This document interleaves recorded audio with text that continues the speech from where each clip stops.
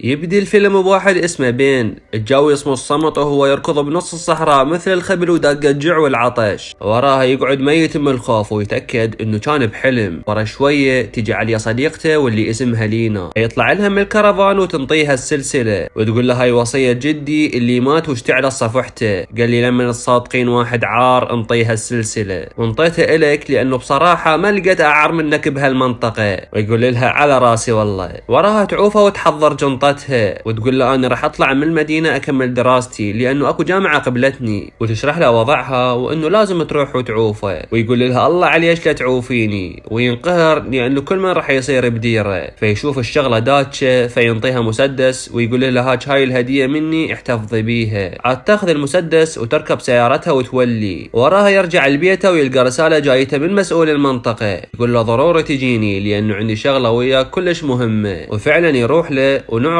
انه مسؤول المنطقة فد واحد اشرف من نور الشريف، ودائما يحب يساعد الناس ويدور على الضايعين بالصحراء ويرجعهم لأهلهم. عاد فعلا يروح المسؤول المنطقة ويلتقي بيه، واول ما يقعد يدخل عليهم رجل الاعمال واللي اسمه جون. بنفس الوقت جون هو صياد مال حيوانات وما مبقي حيوان بنفسه اذا ما صايده. فعاد المسؤول يطلب من بن يروح ويا جون حتى يدليه على الصحراء على مود يصيد الحيوانات المفترسة واللي تهدد خطر المدينة. فبن يقول له ممنوع اي صياد يدخل الصحراء بدون تصريح. اشو خلى اشوف رخصة السيارة والتصريح مالتك اذا ماكو زحمة. ويقول له المسؤول انا شفت كل اوراقه وتقدرون تروحون سوا. وبن كان لاعب قلبه منه بس عادي يوافق ويروح وياه. فيطلعون من مكتب المسؤول ويقول له هاي اغلى سيارة موجودة بالعالم، هي السيارة الوحيدة الموجودة بامريكا وانصنعت خصيصا الي. ويقوم يحمي عليه شوية ويطير له فياله ويقول له انا وياك راح نروح برحلتنا بيها. ويشوف السلاح اللي راح يستخدمه بالصيد ويقول له هذا السلاح انصنع بالنمسا وكلش حديث ومتطور. ويقول له ايه وهسه شو تريد؟ فيقول له لا هيك بس حبيت اقول لك. المهم يظل يتفاخر قدامه بفلوسه واسلحته وسيارته الحديثه. بس بن كان ضارب الدنيا بنعال يابس وما مهتم لهالسوالف مال مزعطه. عاد يصعدون بالسياره ويتوجهون للصحراء وهم بطريقهم للصحراء. وبين يطلع صوره صديقته لينا وجوني ينبص نفسه ويقول له ايش تشوف؟ اشو شوفني؟ عاد يشوف صورتها ويقول له لك عيني هاي شلون بنيه الا الطق بالقاع. فيقول له بن العوبه هاي عافتني وراحت تكمل دراستها بوحده من الجامعات وبعد فتره طويله يلا التقي بيها. وجون يبقى يواسيه ويحاول يحشش عليه حتى يضحكه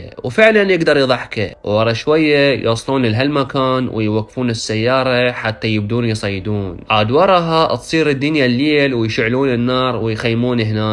وجون يقول له انت ايش عجب بقيت بهالصحراء وما كملت دراستك مثل لينا؟ ويقول له انت والله بطران شكمل دراستي رحمه لاهلك. امي وابويا كانوا يشتغلون بهالصحراء ويساعدون الناس الضايعه والمتيهه. وبيوم من الايام كانوا دا يروحون على مكان بالصحراء حتى يساعدون الناس بس سيارتهم عطلت بنص الطريق وما حد اجى يساعدهم ودقهم الحر والجوع والعطش لحد ما ماتوا. بس اني اللي بقيت عايش بيهم وظليت بهالصحراء حتى ابقى اتذكرهم وحتى هم اساعد الناس وما يموتون بهالصحراء مثلهم. وراها يتعبون من الحكي وتاخذهم النومه وينخمدون. وثاني يوم ياخذون اسلحتهم ويدورون على الحيوانات المفترسه حتى يصيدوها ويبقون يمشون لحد ما يشوفون مكان تدريب الاسلحه. وجون الاثول يبقى يضرب عليهن وصاير نيشانش براسي. وبني يعصب عليه ويقول له يا جحش مو هسه الحيوانات كلها راح تنهزم من صوت الطلقات. وجون يغلس وما يهتم لكلامه. فبني يقوم يشك بيه عمود ما عنده خبره بالصيد فيساله على تصريح الصيد مالته وما يجاوبه ويحاول يغير الموضوع. فيقول له اشودي هاك هاي الفلوس وانسى موضوع التصريح. وفعلا بين العار ياخذ الفلوس ويغلس. ورا شويه يصعدون تله عاليه ويثبتون اسلحتهم على الصخور ويبقون ينتظرون حتى اي حيوان يفوت من يمهم يضربوه ويصمتون ابو. وبهالاثناء يشوفون شي دا يتحرك من بعيد. فجون على السريع يضربه طلقه ويروح له بسرعه وهو متحمس وبس يريد يعرف شنو اللي صاده. ويوصلون ويطلع ضارب رجال ومسوي دمه بطوله. وهذا الرجال هو صديق بن واسمه تشارلي. وبن يشوف حالته ويحاول يسوي له تنفس اصطناعي بس تشارلي يطلع ميت. وبين كلش ينقهر وتلعب نفسه من هالوضعيه. وجون يبقى مثل المتصافن وما يعرف شي يسوي. وبين يقول له لازم هسه بسرعه اخذه للمستشفى الموجوده بالمدينه. فينطيه مفاتيح السياره على مود يجيبها وياخذه للمستشفى. ولما يروح جون يغافله ويطلع تليفونه ويتصل على صديقه ويقول له يا معود الحق لي كتل الزلمه وقام يرفز قدامي واني هسه حاير بزماني. ويقول له بس لا تقول لاحد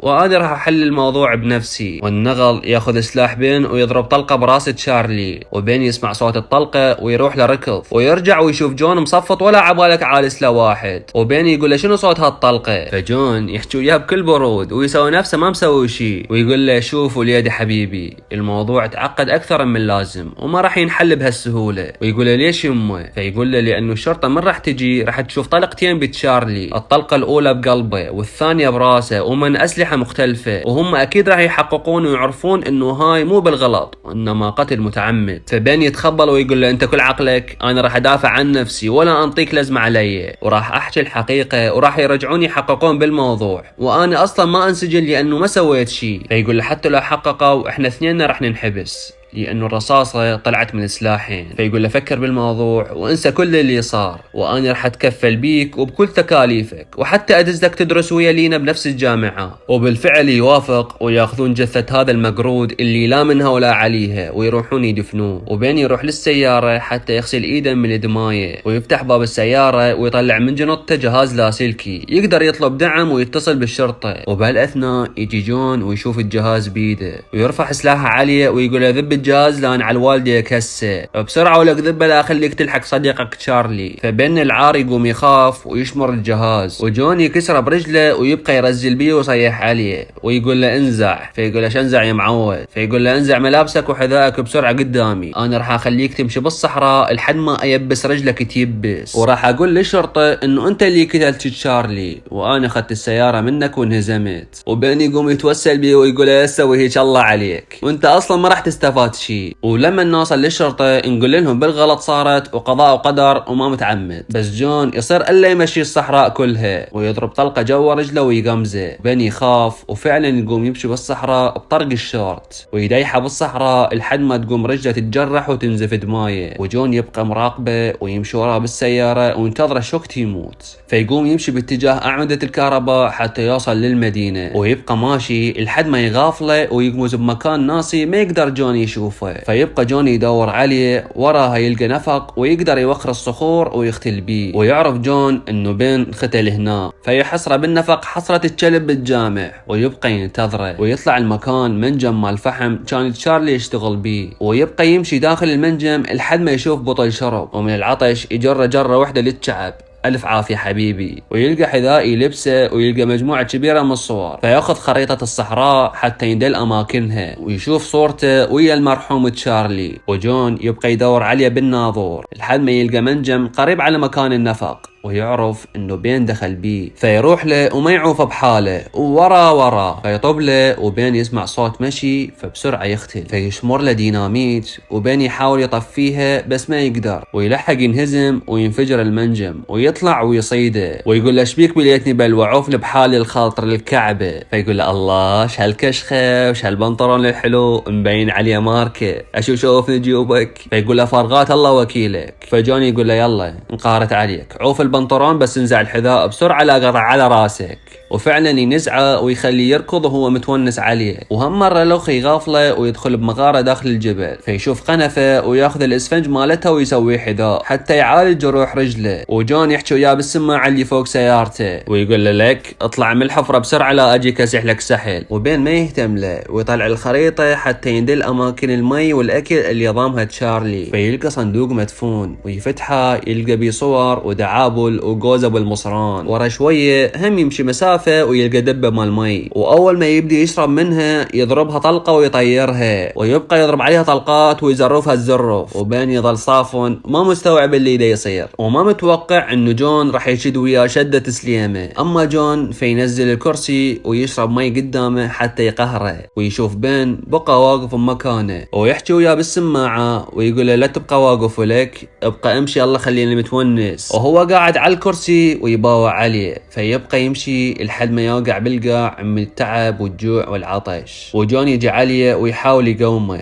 ويقول له قابل ايش سويت لك اني؟ المفروض تفرح لما تشوفني متونس. ويضرب جوه طلقات بس بين ما يتحرك فيتوقع مات. فيعوفه ويتصل على صديقه ويظلون يدردمون ويقول له اني حليت الموضوع. وبين يبقى يتذكر انه كانت اكو بركه مال مي كان يسبح بيها بالصحراء قريبه عليه، فيستعيد نشاطه ويقوم. وبهالاثناء يباوع جون يشوفه مختفي ويبقى يصيح وينصب له القناص ويشوفه شلون يتسلق على الصخور ويضرب طلقات عاليه بس ما تجي بيه. ويركب سيارته ويبقى ملاحقه. وبين يبقى يتسلق الصخور الكبيره وينهزم منه ولحد ما يوصل حفره ويدخل بيها ووجهه صاير فيلم هندي من التعب. وللاسف يلقى البركه مال مي ناشفه من الحار والجفاف، فيبقى يصيح ويهوس. ويوصل له جون ويبقى يهدد بيه ويقول له اطلع لك اليوم اشعل صفحتك.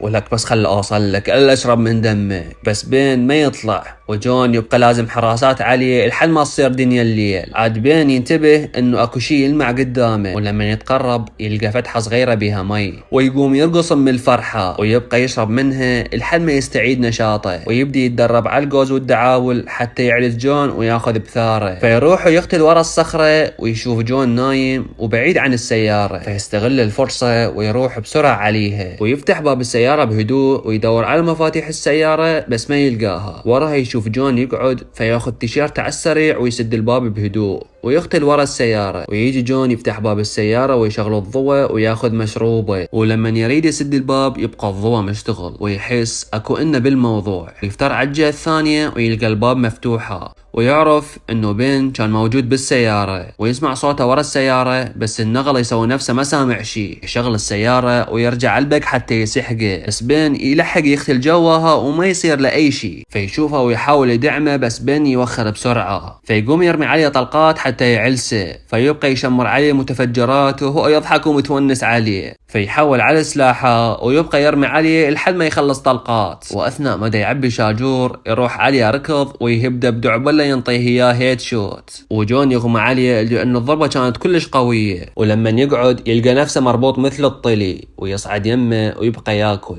ويقول له الله هذا الاكل ايش قد طيب. فجون يحاول يقنعه ويقول له اذا خبرت علي وحكيت لهم كل شيء ما حد راح يصدقك، عوفني وانا راح انطيك $1,000,000. ها ايش قلت؟ يقول له ايه ان شاء الله الصبح ويا ابو الحليب. وياخذ للمركز ويحكي لهم السالفة كلها. فالمسؤول يقول له انت اخذت رشوة من جون على مود تسكت على شغلة التصريح مع الصيد. ويقول له ايه صحيح عادي لزمه ويذبه بالسجن. ورا كم ساعة يجي يقعد يمه ويقول له ايش قد عرض عليك جون مقابل تعوفه؟ فيقول له $1,000,000 بس انا ما وافقت لانه انا شريف بس انت طلعت مو شريف فد واحد ادبسز. فعاد المسؤول يقول له انت حر وتقدر تشوف حياتك. وياخذون جون حتى يحاكموه. وبهالاثناء يجي بين ويشوف صورة جون موجودة على الحاسبة ويتذكر صوته وشلون بهذا لو طيح حظه. وبهالاثناء بين يسمع صوت طيارة مروحية ويطلع ويلقاه يريد ينهزم وما حصل عقابه. فيروح لركض بس ما يلحقه ويطير فوق ويبقى يصيح وهو يضحك عليه. وبعد كم يوم بين يروح للمدينة اللي عايشة بيها لينا ويحكي لها كل اللي صار وياه. ويجي الليل وينام ويحلم ان جون جاي عليه وشايل سلاحه عليه ويريد يعلسه. يفز من الحلم وهو مرعوب. ولما يريد ينام يشوف جون قاعد على الكرسي قدامه. يقول له عبالك اعوفك بحالك؟ لا والله. ورفع عليه السلاح وهستوى دا يضربه. وبسرعة لينا تسحب عليه المسدس اللي بن انطاه اياه هدية وترقع طلقه. وراها بن ياخذ المسدس منها ويزرفه ويخليه يقوم يرقص رقص هندي. والحمد لله يموتوا ويخلصون منه واحنا هم خلصانه. لهنا والله ويخلص الفيلم. اشتركوا بالقناة اذا ما مشتركين وخلوا لايك اذا ما مخلين. واشوفكم بمقطع جديد ومع السلامة.